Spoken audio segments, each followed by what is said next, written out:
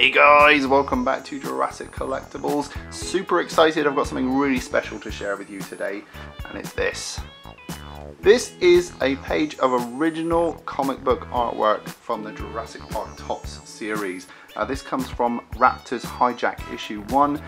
If you know me, I'm a massive fan of the Jurassic Park comics from 1993 all the way up to 1996. I've got a complete collection. If you haven't seen that video, it runs through all of the comics in the Jurassic Park series. Check that out, link is in the description down below. But this is an original hand-drawn and hand-inked piece of artwork. It comes from Topps, and it would have been the one that was used and sourced to create the actual comic book page. So let's take a closer look at what's going on in the scene. Just look at that beautiful Raptor artwork. This has been hand drawn and hand inked at Topps Comic Studios in the early 90s, and it's great to have found a page of art that contains these classic dinosaurs. Now, for fans of Jurassic World, you might be interested to know that a lot of the ideas used for the Raptor squad originated in the comics. So here we have two named raptors, and this is the first time that we had named raptors. This is Alf and Celia. There was another one called Betty, but Betty died in the previous issue. Here you can see they're kind of playing with each other, and they become quite romantic. You see their tails are twisted together here, and then they disappear. Now, this character down here is Doc Belvedere, and she believes that she can train the raptors. Sound familiar? And she uses hand signals to try and communicate with the raptors to train them. So there we have it, guys. The idea for the Raptor squad has a basis in the comic books. Now here you can see she's thinking the word biology, which obviously is a reference to the fact that the dinosaurs are getting romantic with each other. And she's also thinking, well, because they're biological, I can train them. Around the edges of the artwork, we get some interesting look at what it was like making the comic book. So they have some Topps Comics branded paper, which they must have used for every page. And you have to provide some information for each page. So at the top it says title JP Raptor Hijack. The artist has signed it. Now I know the pencil artist was Neil Volk, so that looks like Neil there, pretty cool. It has the page number as well. At the bottom it gives the artist a guide of where to stay within. So it says live art area within dotted line rectangle. All bleed art extends to outermost solid line.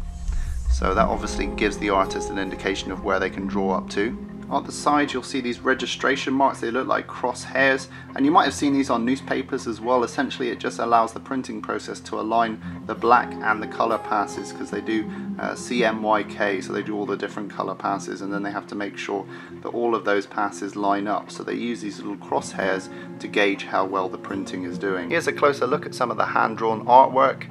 It's really beautifully drawn and inked. And actually over here, if you look at this tree, those crosshatches are actually drawn back over the black with a white pen, which I thought was quite interesting.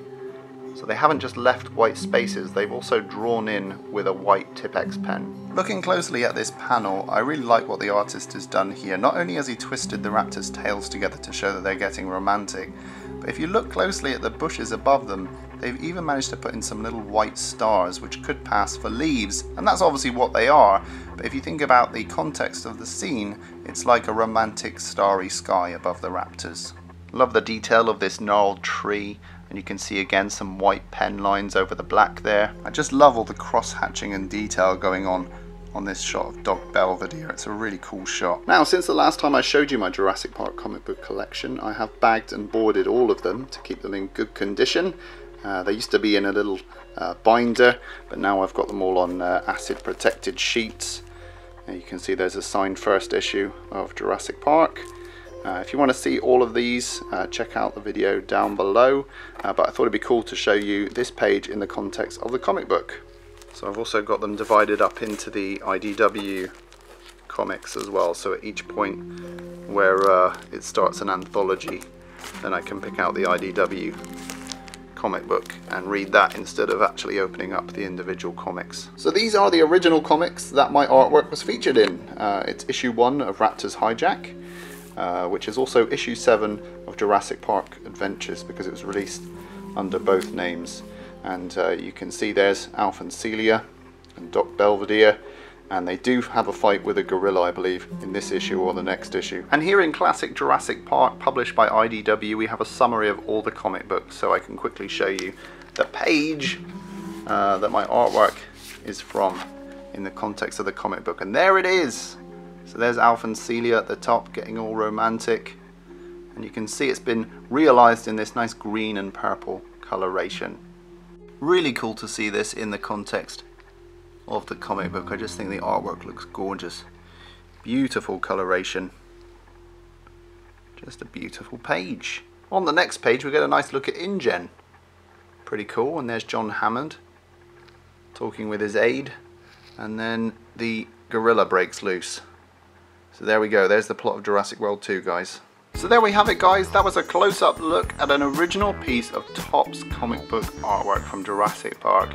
I hope you enjoyed this quick look today. If you've got any questions, do leave them in the comments down below. And in the meantime, rate and subscribe. Okay, guys, see you in the next video.